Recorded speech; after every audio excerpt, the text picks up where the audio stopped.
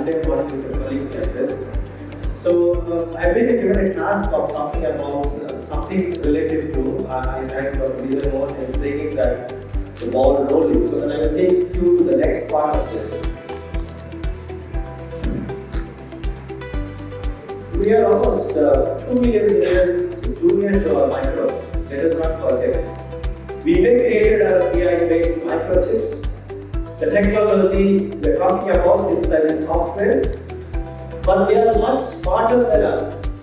If you talk about the mutation which happens, the influx forms which happens, the changes which happen in the genetic makeup of counter backers are much complex than what we do today. Just a few years back, in that 2 million years, we discovered something accidentally by Alexander Fleming. When he left the microbiology lab, some yeast to grow with the discs, which were inhibiting some of the bacteria. And that's the discovery which has changed the course of infectious disease in the world. No discovery, no innovation in the history of medical science, you may say gamma knife, biological, anything, has made those 200% mortality benefit. We are talking about 5%, 10%, 20% mortality benefit. Why am I talking like that? Just before the discovery of these antimicrobials, all those bacterial infections, you name them anyone, were treated with exposed to the sunlight, give healthy water, neem pattis, praying God, sacrificing animals. These are the way we used to treat. And just almost maybe 80 to 100 years back, we discovered an antimicrobial which is considered to actually cure these bacterial infections. And those streptococcal infections and those diphtheria infections which used to kill patients by antimicrobial, 100% of the patients started recovering. First, just see this what happening. In no time, in the same Nobel Prize stage, Fleming warned the whole world. If you are not taking care of these antimicrobials, in no time you will get exhaust out of it. I think it is not uncommon, many of you, when you see a report, I have an experience with Dr. Prabhu also. For the last couple of weeks, he has been sending some reports to me, one of his dear family, where we see resistance to meropenem, resistance to all available antibiotics, resistance to colistin, resistant to sometimes septagenic heavy factors. There is no antibiotic available in many of the patients with pseudomonas or klebsiella resistant factor. Where are we landing to? We are landing back to the era of those antimicrobial, pre-antimicrobial era. What will you do to your kids, to your grandchildren? Exposed to sun, give neem patthi or healthy water. No company is now interested in discovering any antimicrobial because in no time they are getting resistance and they are out of market. Why is that happening? If I discover a diabetic drug, it has been used for not decades, eras. If you discover a virus, then it has been used for many. If you use a new antibiotic, it gets out of the market in no time. So no company is interested to invest in antimicrobials. And we are talking about microbiota giving back to kill or whole probably pathogenic bacteria. Series that we are talking about GVHD, irritable bowel syndrome or inflammatory bowel syndrome. Series, the last resort of clostridium deficient treatment is probably microbiota, giving back to your transplanted microbiota.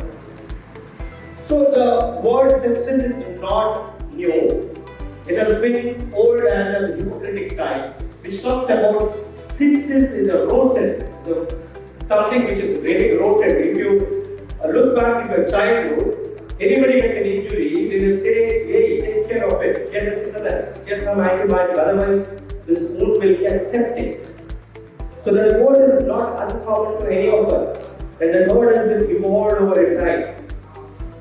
Now, we were talking about cardiovascular diseases, brain strokes, malignancies as one of the leading cause. In no time, we are now talking about every third patient in the hospital death is because of an infection. And it has become one of the leading cause. And the estimated warning right now from the WHO by 2050, it will be much ahead of anything else in the world. And the reason is, when we were in medical schools, all those slogans from WHO, UNICEF were eradicate polio, eradicate smallpox.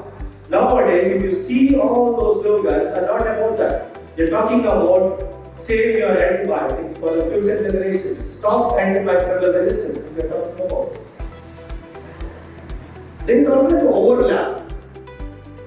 We all consider infections are not septic patients. I have a sore throat for the last couple of days. I'm not septic. It's just an upper respiratory tract infection. We do get on and off urinary tract infection. They are not septic patients. But there is always a confusion. When do we call it an infection and when do we call it a sepsis? And there has been a lot of definitions, including this systemic inflammatory response syndrome. What is the inflammatory response syndrome? The body responds to any inflammation. How do we do?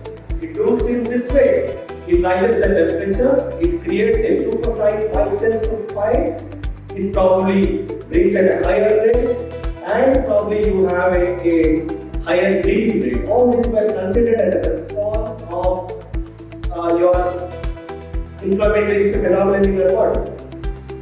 I'll take you through a few case scenarios just to make things interesting. A 27 years old comes to my ER with fever, abdominal pain, vomiting for last 4-5 days, had an abdominal distension, decreased urine output, breathlessness, hyperventilation. And we saw that the patient had a marginal drop in GCS, low cardiac rigidity in the abdomen, blood pressure is dropping, tachycardia, desaturating, tachypneic quick. So looking at this, anyone will say probably we are dealing with some intra-abdominal problem and infection. And what do? The common response is anyone from the emergency room calls to me, Dr. Prabhu or Dr. Kumar or anyone. We say okay, maintain the vitals, and the common reason response is give a verapena. Maybe I'm also talking about a topical, give it oxycycline, and then it will respond once the report comes back. And generally supportive measure is being done, like you give a vasopressors to support renal replacement therapy. The reason why I told is there is a systemic inflammatory response. You have a fever, you have a tachycardia, you have an increased respiratory rate, you have a leukocytosis. All this probably hinting towards a possible infection. And the next day, the CT scan talks about this. This is probably an acute pancreatitis. And the back is the inflammatory response happens not just with infections, but also any inflammation in the body. You talk about burns, you talk about pancreatitis, you talk about any trauma, you talk about any autoimmune inflammatory diseases. All of them will present the same way. So we need to have a way to differentiate. So all the fevers are not a sign of septal deficiency. Sorry, I'm changing that. It's no more septal, it is meropenem deficiency. Any patient comes with a fever, all of us think that it is a meropenem deficiency, give them meropenem, they will be alright. There are a lot of definitions from 2091, they tried to differentiate between infection and sepsis, and there were different criteria given. And later, we were talking about it is not just an infection, if it is localized to one area, we talk to them as an infected patient. But when it spreads to the systemic way, reaching to the multi-organs, and causing organ dysfunction. I'm repeating, a local infection we call infection, but if it spreads to the systemic way and causes by organ dysfunction, I call them as a septic patient. How do I define them? This is a new definition in sepsis 3. They say, infection if I have a patient with a new organ failure. How do I reflect that? The simpler way they talked about is this in a local format or a referral center. They said it quick so far. There has been a lot of controversies related to that. It's oversimplified, but they give it. If I have a signs of windows of low perfusion, that is, if my medication has been dropping, if I have a patient whose blood pressure is dropping, if I have a patient who is tachypneic, probably I am dealing with something wrong in that patient. There has been a discussion. It is not just an infection that is the problem for a septic patient. You see, in the daily season, in the last 2 months, you have seen the same family members are infected with dengue, but few of them stay at home, they get better in 2 days.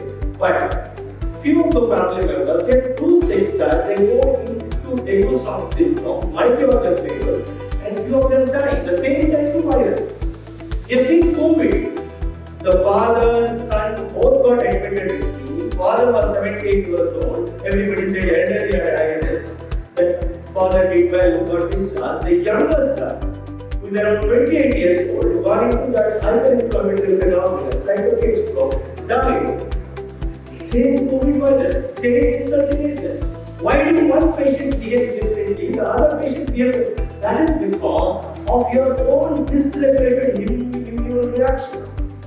Your body reacts to that infection in a different way, and that causes more harm than that infection agent alone. So that's what we are talking about. It's a dysregulated post-immune response, which is the cause for the sepsis, not just the infection agent alone. And now we have to actually define it. So in critical care or in ICUs, we say organ failure in the form of if the patient is hypoxic, if the patient is hypotensive, if the patient is having a creatinine rise of an AKI, or these are the criteria which we take. And Q-SOFA is the simplest one. Low blood pressure, high blood pressure, these are the ways we say thrombocytopenia added to that as a criteria. So infection, organ failures we call sepsis.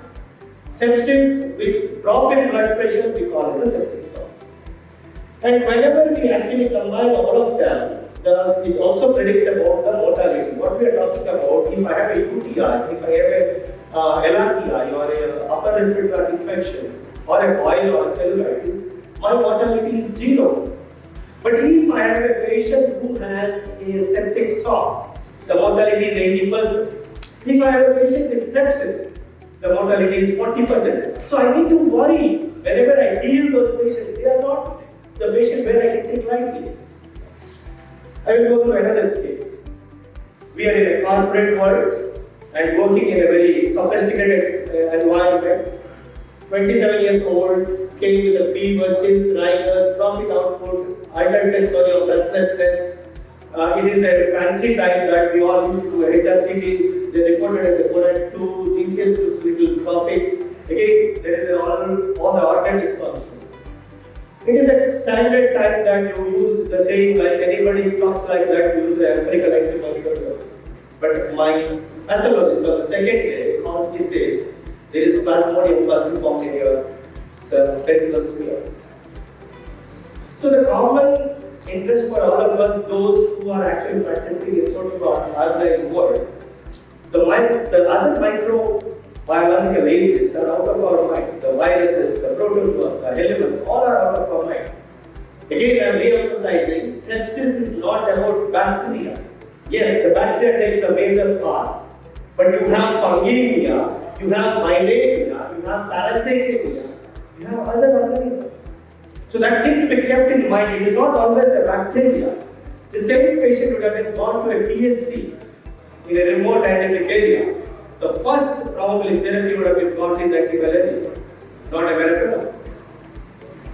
Forget about all that. What is common? Common in the last 2-3 months is dengue. And again I am repeating, any microbiological agent can cause the whole set of sepsis. That causes dysregulated immune response, and you must have been seeing in the second week, they land up to a capillary leak phenomenon with polyserocytes leaking everywhere, coagulation cascade, dysregulation, thrombocytopenia, rising APTT, rising PDIR, and many more organ dysfunction, cardiomyopathies and all. This happens because dengue as a virus also causes a septic phenomenon. COVID was an example to us, and we have been discussing about all these things. We were talking about immunity problem, antiviral problem, we were talking about immunosuppressive agents, we were talking about activated T cell issues, and there were different stages. We were talking about the cytokine storm. If you remember, many of us were talking about this And there were many drugs we were using in those hyperinflammatory phenomena of the septic pathway. So this is how we are now looking at as a sepsis course. It has not been a simple infection or a dysfunction. We wanted to now classify where we are. To just conclude my further part, there has been some 1 hour bundles given. Patients who are suspected to have infection, patients where there is a proven infection. What do I mean to say by proven infection? Proven infection is somebody having a very bad cellulitis or the necrotizing fasciitis. Somebody has a pyorrhea and complaining about urinary tract infection. Somebody having a pneumonia coming to you. They are all proven otherwise. They are all infected patients. If they come with organ dysfunction, I'm talking about organ dysfunction like demented state, drop in oxygen, drop in blood pressure, drop in urine output, coagulation cascade abnormalities, they are the patient who will have a higher risk of death. So don't actually keep them anywhere unmonitored. They should be under monitored system. The reason is from a 0% mortality, you are now shifted already to 30 to 40% mortality.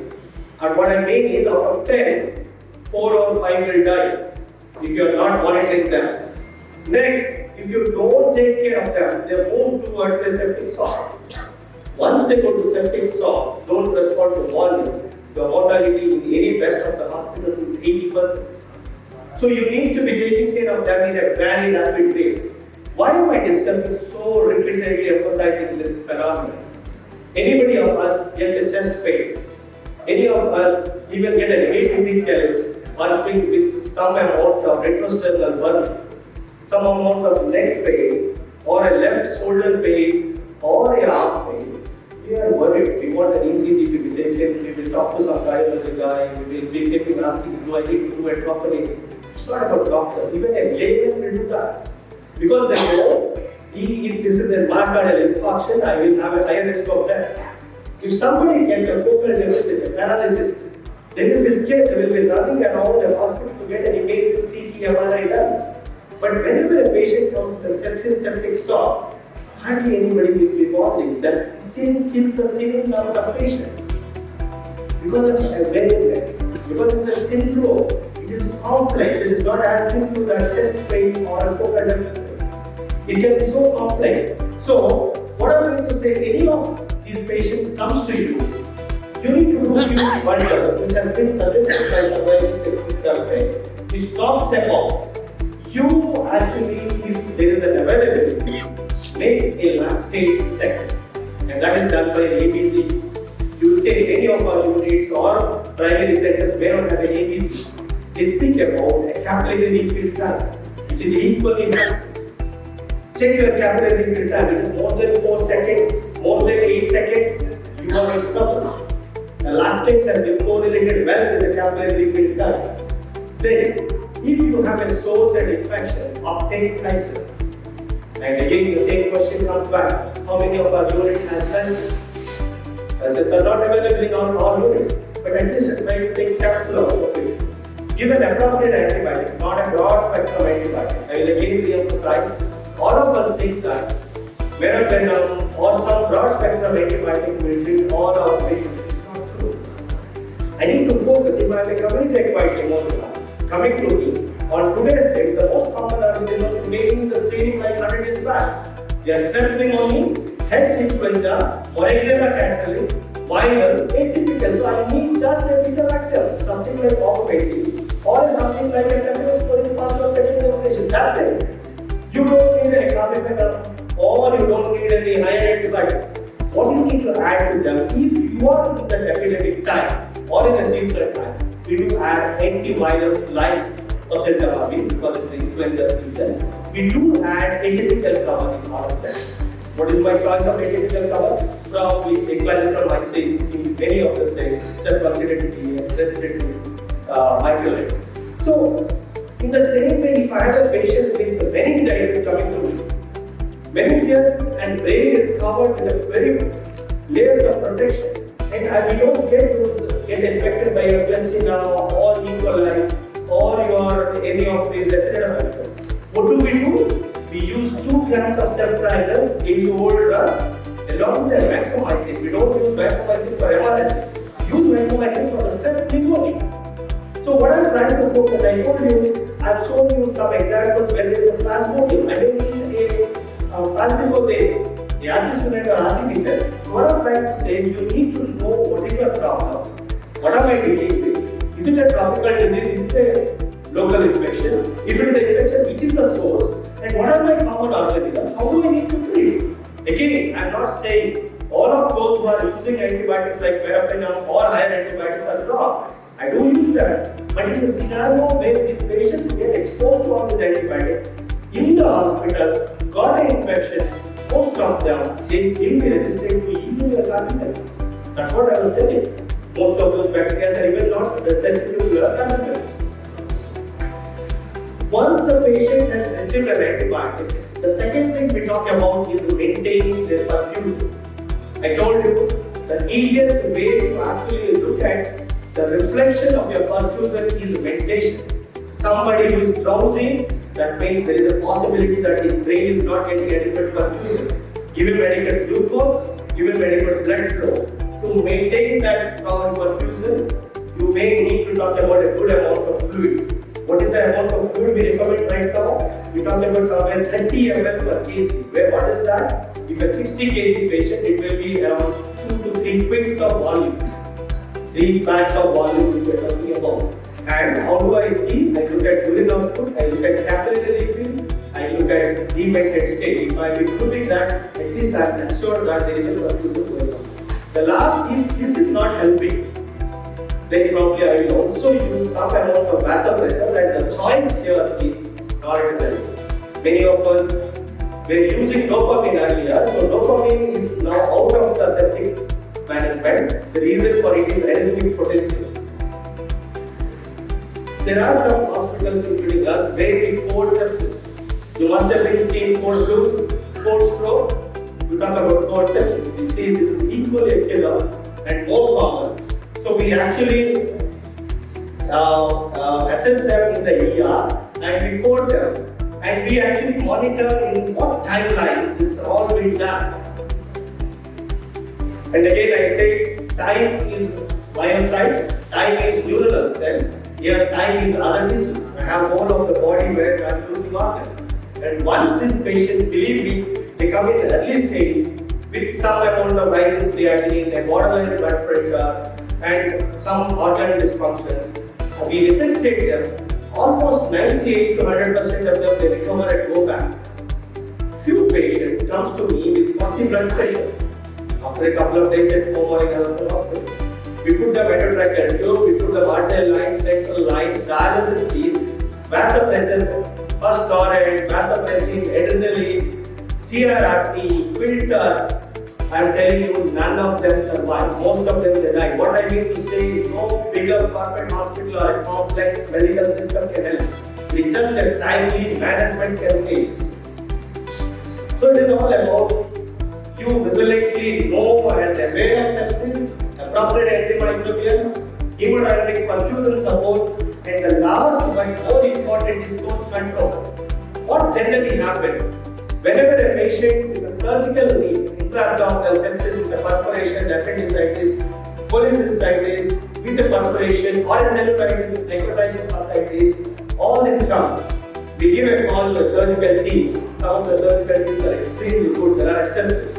But most of them, they talk about stabilizing the patient. Then we will take. Because it's very unstable. BP is low, his kidney functions are not doing well, he is coagulopathic, he will bleed and all. It is just a matter of exchange. If you don't control the source, the patient is not going to be normal.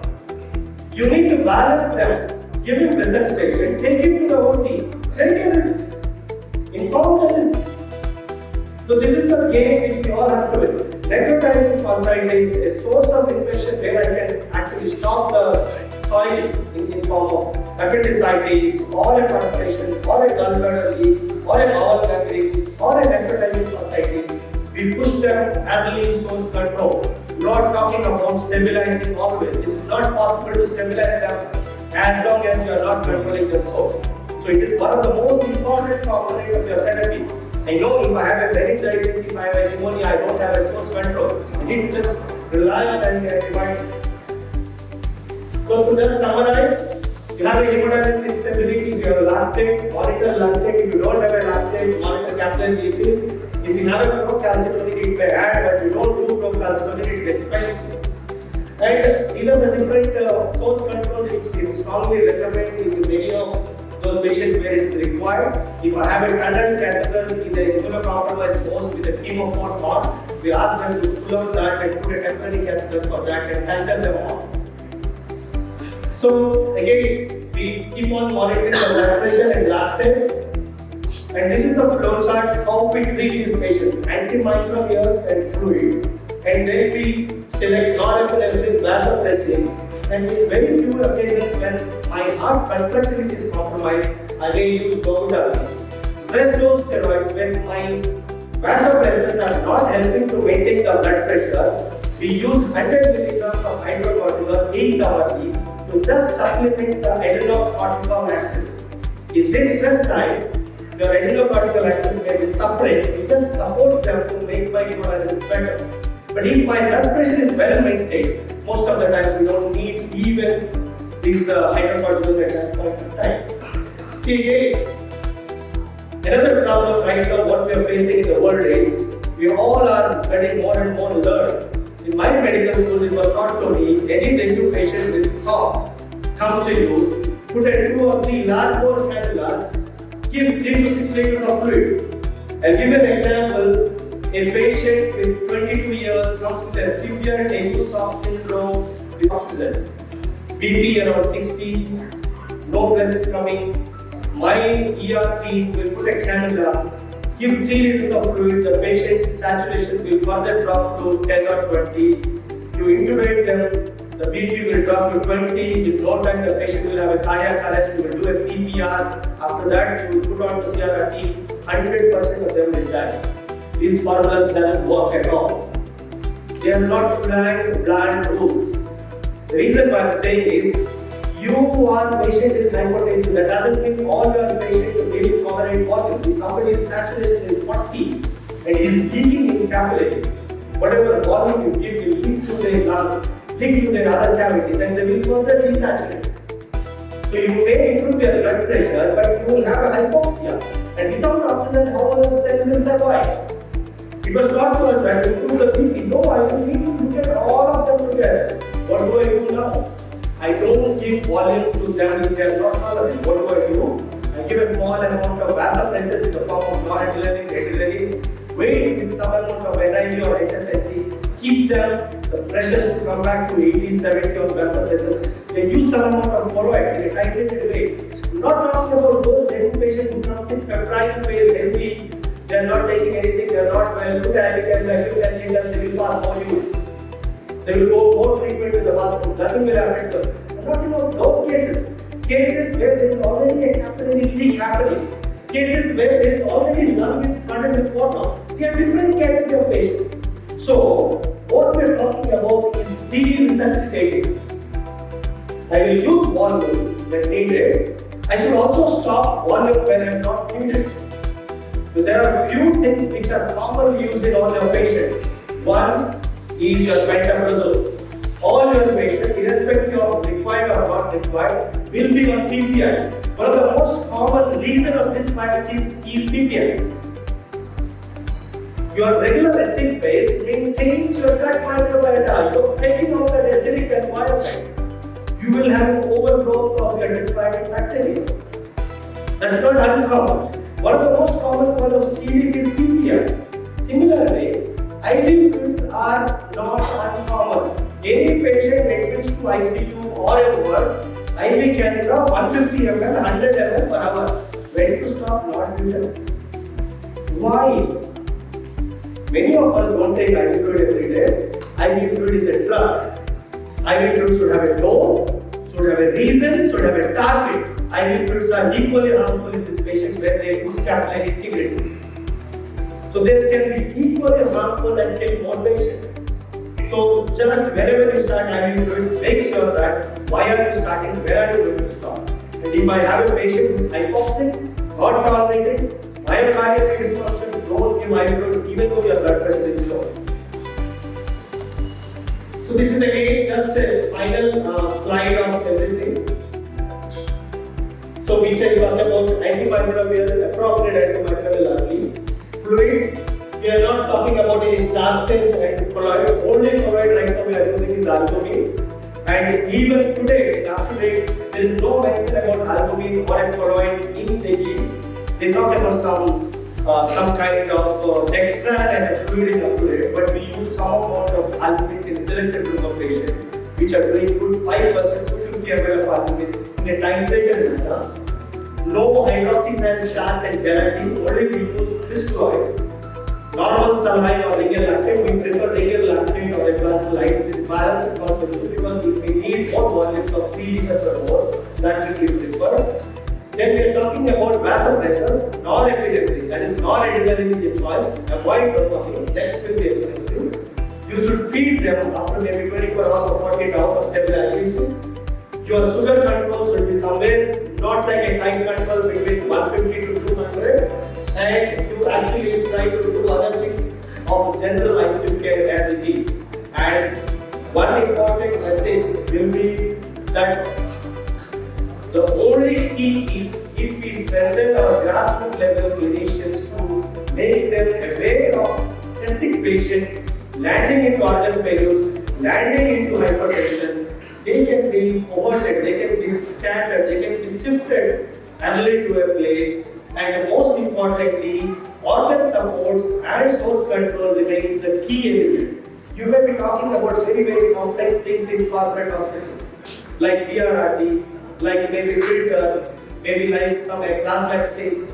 Many of those patients, where they land, they don't make it. So those who cannot afford that doesn't make a big difference for me. The basics remains the same. With this, I end my thanks. I carry my all greetings from my new institution, Yasoda Hospital. Thank you.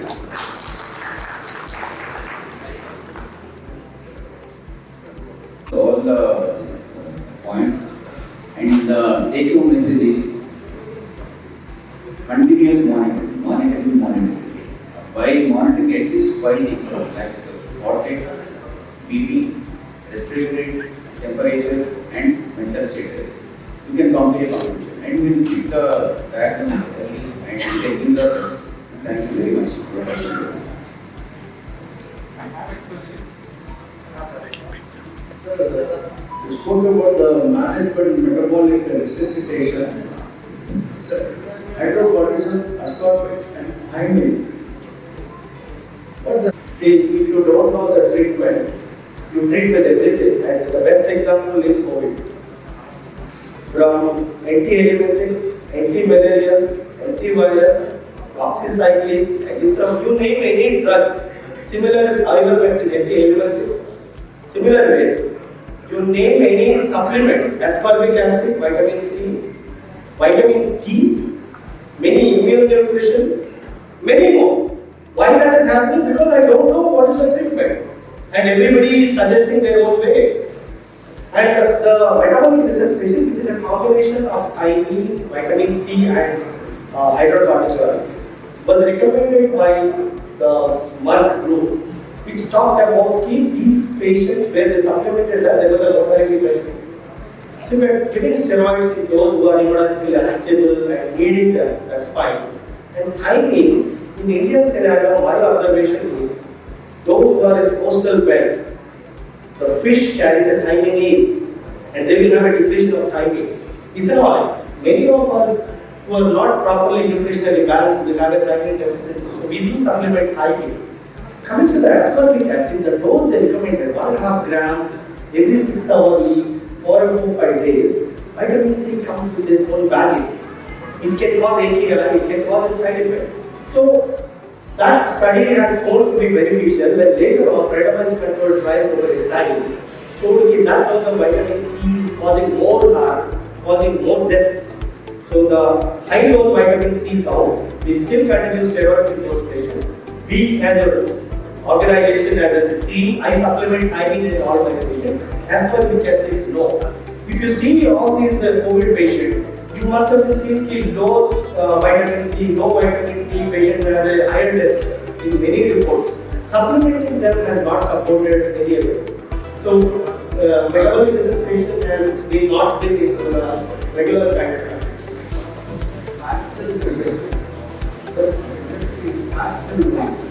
Back cells. RBC back RBC. So hemoglobin target in general ICU is 7 grams. We all believe the higher hemoglobin by transfusing will have an adverse outcome. But in a patient whose perfusion is extremely low and lactates are high, maybe I will target somewhere around 9 or 10.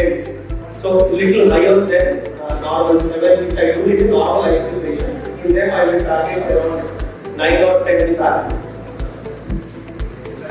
Sir, we have talked extensively about the septic shock. We are delighted to have your talk. It was a wonderful talk. And you have mentioned the NORAD is the drug of choice. Definitely yes. For the pediatric septic shock, we do use Mylenol. Mylenol really works like a miracle in the pediatric septic shock in maintaining the cardiac output. That is what matters. Most of these with septic shock, they go into a failure. Even your metabolic resuscitation clearly states that thiamine is the drug of choice. Definitely, thiamine improves there is an evidence-based thiamine really works. I don't know about definitely yes. And you talked very strongly about escalation and de-escalation. That is what is matters with us. Most of us, we escalate the therapy, we never de-escalate. We give all the fluids like anything, they land up with pulmonary edema and they die. So what is needed is escalation. At the same time, de-escalation is very important for the survival. And as far as the meropenem and all these things are concerned, antibiotic stewardship is very essential. What we are using, why we are using, what is the appropriate antibiotic for that particular infection is very essential. The knowledge is needed among all the physicians who is treating intense ways, so that we can achieve a better survival rate. Just to respond a wonderful point made.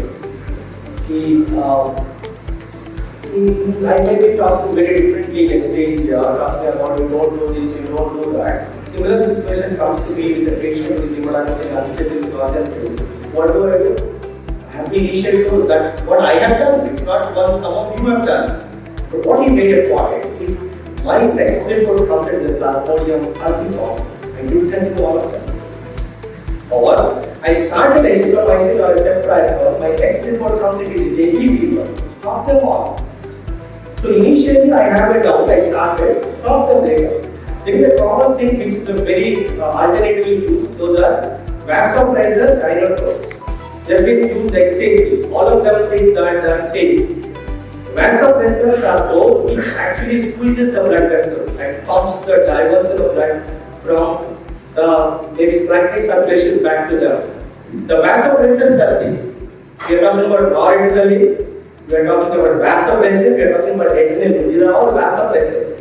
What happens is in septic shock is it is a distributive shock. Your blood volume is normal, that is you are not hypovolemic. Your myocardial contractility is normal, that is pump is normal. Your pipes are normal, the vessels are dilated. Their tone is lost. So what am I trying to do? I am improving the tone. How I do it? I give something which squeezes my blood vessel. So those are vasopressors. Sars made a very important point. Those are inotropes or inodilators. I made a point of dobutamine. So Mylenol is a similar kind of phosphatase inhibitor which has been used alternatively. These are the drugs which are used when there is a myocardial dysfunction added, and in pediatric population, we see most of them will have some of the amount of myocardial dysfunction. Probably that is the reason when you have that. One of your inotropic agents will help. Just last comment. It's very common that 4 Ds, right drug, right dose, right duration, right de-escalation. De-escalation is very important. Dr. Venkata is my good friend and ex-colleague. He said all infections are not sepsis. Why all infections are not sepsis? Every time, every minute, 24/7, the bacteria virus goes into the blood. They all go into the blood every time. Whatever we are inhaling, they go into the blood. But we have a very beautiful immune system in the blood, in the form of complements, in the form of immunoglobulins. So that's why we don't get septicemia, we don't get bacteremia. Even if we get bacteremia, it will be transient, it lasts for 1 or 2 hours. Which is why when you are doing blood culture, you have to take 2 or more samples. If the same bug is growing in second or third sample, then only it is confirmatory that you are getting sepsis. This is the reason. The blood has a wonderful immune system. Thank you.